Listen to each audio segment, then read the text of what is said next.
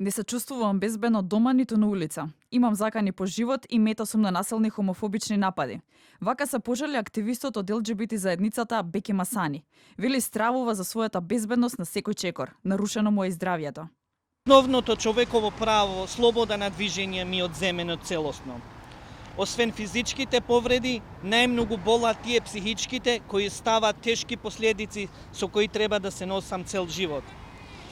За сите 3 случаи до овој момент немам никаква информација од полицијата. Што е преземено, дали се открини напаѓачите, и ако се случаите се регуларно пријавени, доставена е документација, има сведоци, дури и видео снимка на која еден од напаѓачите вика гласно "Сите ќе ве убијам".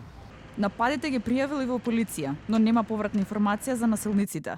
А од друга страна од МВР велат постапувале по пријавите на Асани. Најголем дел се расчистени или во завршна фаза на расчистување. На 8.8.2022 во СВР Струмица БА пријавил дека бил физички нападнат. Превземени соодветни мерки и активности. Сторителот АМ од Струмица е пронајден и против него ќе биде поднесена кривична пријава до Основното јавно обвинителство Струмица. Исто така превземени се соодветни мерки и активности за расчистување на физичкиот напад кој беше пријавен во близина на споменикот на Скендербек во Скопје.